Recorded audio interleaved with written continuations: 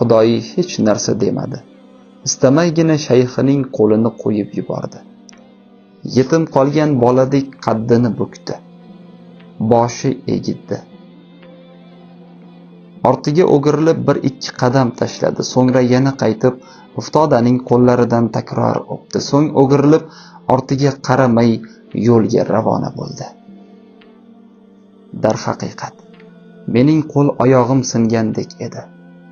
Xudoyi meni o'ldirmagan, balki o'lgandan ham battar qilgan edi.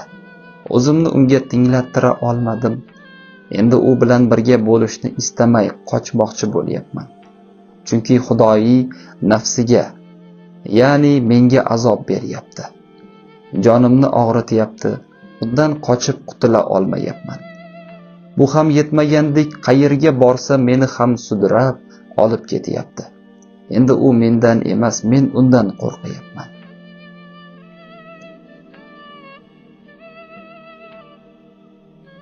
Savrixsor 1580-yil. Mahmud Xudoyi.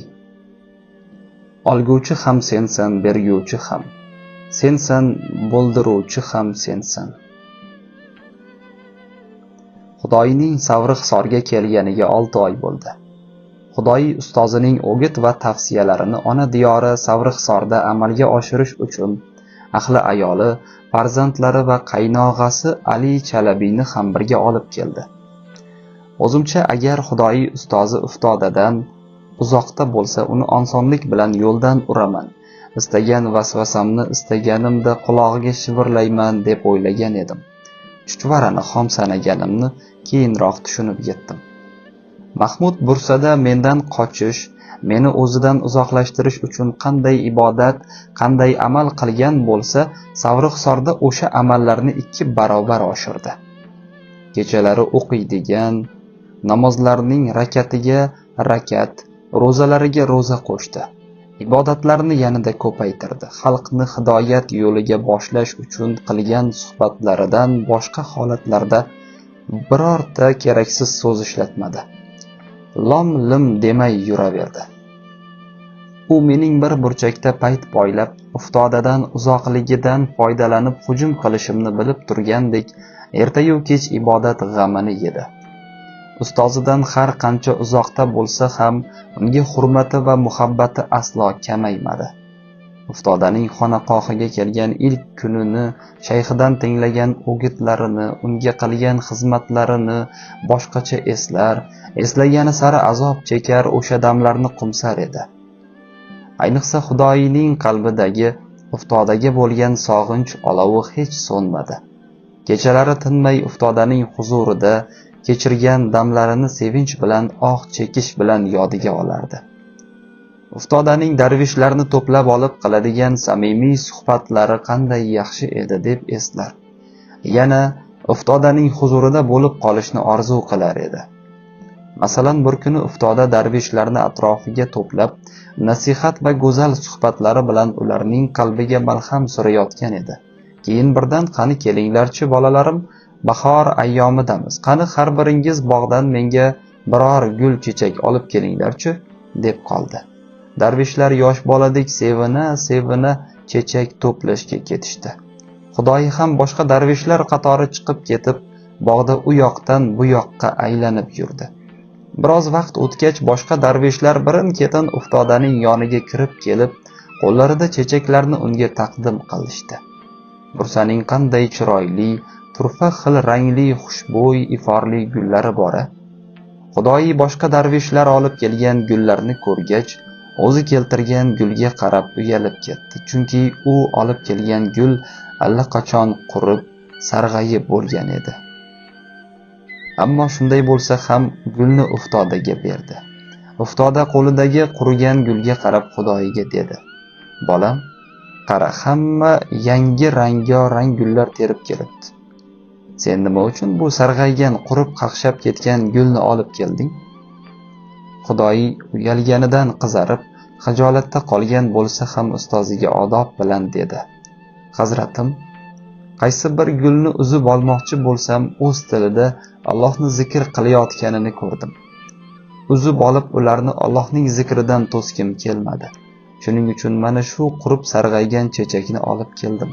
Bu chechak o'lib bo'lgan, zikri ham to'xtagan edi.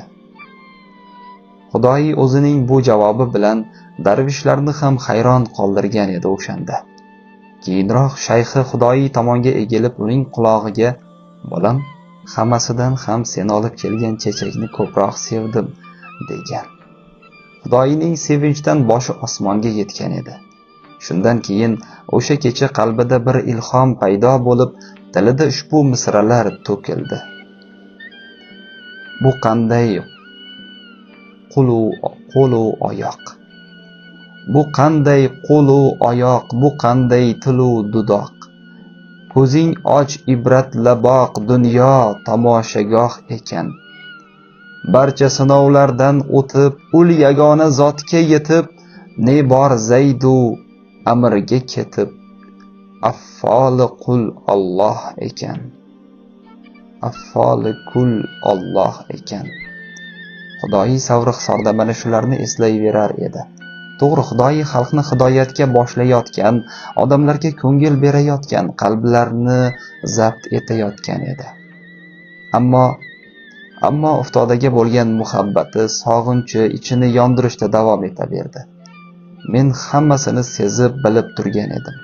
Eng qizig'i, o'zim ham uftodani sog'ingan edim. O'zimni boshqara olmas ekanman, qanday qilib Xudoyiga hukmimni o'tkazaman? Ochig'i, men Xudoyiga o'xshab boryapman. Xudoyi chiday olmadi. Uftodadan uzoqda uning sog'inchi bilan 6 oyini sabr qildi. Bir kuni Allohdan so'rab duo qildi. Yana tinmay yig'lab chiqdi. G'am, anduh, yig'lash Allohni xotirlashga sabab bo'lishini bilar edi. Ustozi uftodani yoniga bormoqchi, xonaqohda qolishiga ijozat bermasa ham hech bo'lmasa diydorlashib ko'nglidagi sog'inch olovini pasaytirmoqchi edi. Xudoyi Bursa tomonga otlandi.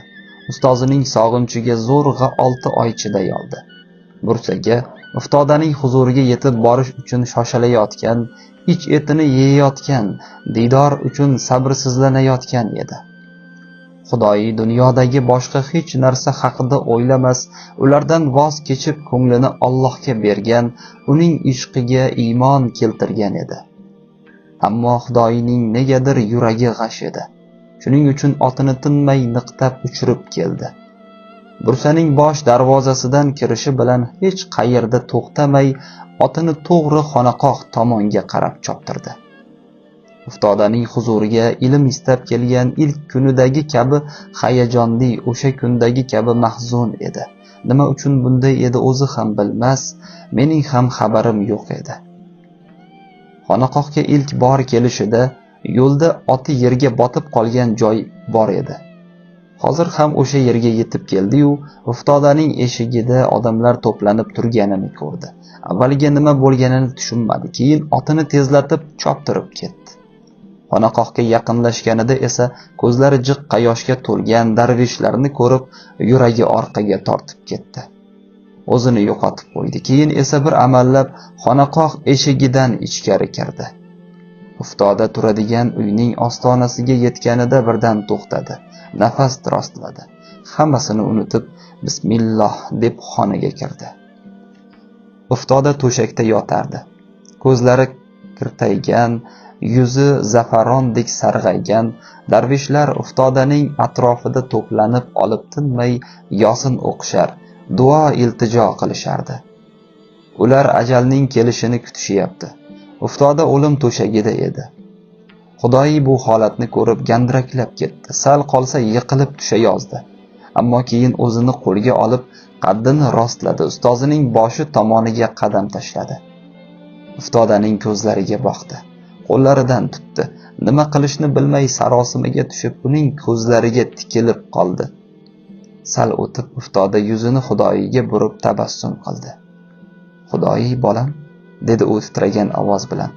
"Senmisan?" Xudoyi javob bera olmadi. Faqatgina mahzunlik bilan jilmayish orasida bir harakat qildi. "Bolalarim, unutmangki, bu dunyo bo'm-bo'sh bir tushdir.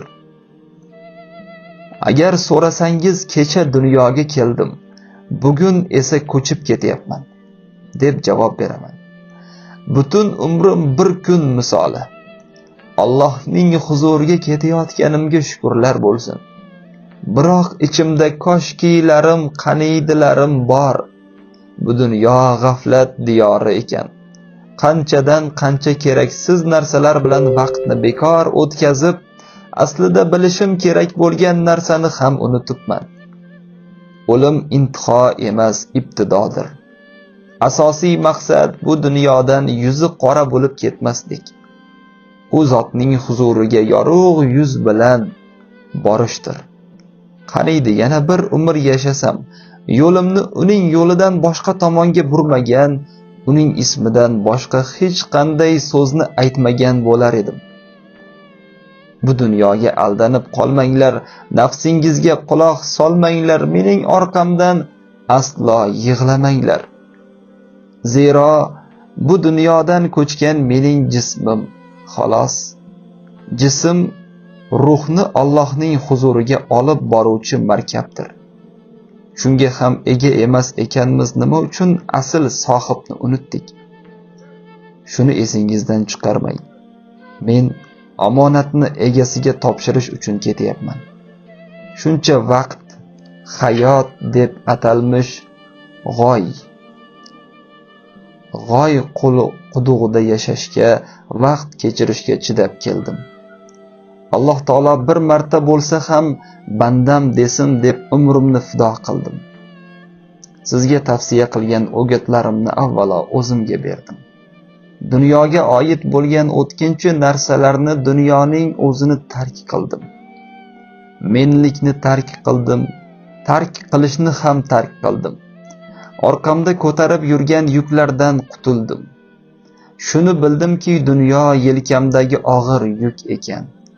Bularni anglab yetgach, hammasini ortda qoldirdim. Sizlar ham dunyo yukini aslo yelkangizga ortib olmang. Undan vaqtida qutuling. Mening ortimdan aslo yig'i-sig'i qilmang. Uftoda shunday deb bir necha marta yutindi. Keyin yana Xudoyining ko'zlariga tabassum bilan qaradi. Xudoyi, bolam, men sendan mingdan ming roziman. Sening ichingda noyob boylik, javhar bor edi, ammo usti chang, to'zon bilan qoplangan edi. Men ustingdagi changni tozaladim, xolos. Bundan keyin sen ham ko'ngillarning zangini olgin. Hidoyat yo'lidan adashma, nafsingga quloq tutma. Yo'ldoshing Alloh bo'lsagina yo'ling to'g'ri bo'ladi. Tilagim shuki, podshohlar otingning tizginidan tutib seni yetaklasin. Men sendan roziman, sen ham mendan rozi bo'l. Uftoda shunday dedi-yu, indamay qoldi. Boshqa gapirmadi. Shu holatda yotaverdi. Uftodaning yonboshida o'tirgan darvish hali ham Yosinni o'qiyapti. Ko'zlari jiqqa yosh. Darvish oxirgi oyatga yetib kelganida Uftodaning yuzida ajib bir tabassum ko'rindi. Lablari bilinar-bilinmas qimirladi. So'nggi oyat tugagach ko'zlari yumildi. Uftoda bu dunyodan ko'chgan edi. Jism omonatini egasiga topshirdi. Umr chirog'i so'ndi. Darvishlar nima qilishni bilmay esankirab qolishdi. Ba'zilari bir burchakda bukchayib qolgan, yana kimdir marjon ko'z yosh to'kar, kimdir qo'lini duoga ochib iltijo qilar, yana kimdir ovoz chiqarmay ichida faryod qilar edi. Xudoyi ham nima qilarini bilmay serrayganicha qotib qoldi, lekin aslo yig'lamadi. Men unga yig'lasangchi deb pichirlayverdim, chunki shu topda u menga kuchsiz, irodasizdek tuyulgan edi. Lekin u meni aslo tinglamadi. Faqatgina ichida o'zidan kelganmiz, yana o'ziga qaytamiz dedi xolos. Yig'lasangchi dedim jahlim chiqib. Shunday ustozing o'ldi axir dod solib yig'lamaysanmi ko'rnamak? Yo'q, u aslo yig'lamadi. Har ish Allohdan ekanini bilgani uchun Allohga tom ma'noda taslimligini bildirib turibdi. 6 oydan beri ayrilgani, kechalari sog'inch olovida yongan, didoriga to'ymagan shayxi ko'z o'ngida vafot etgan bo'lsa-da, Mahmuddan bir tomchi ham ko'z yoshi chiqmadi.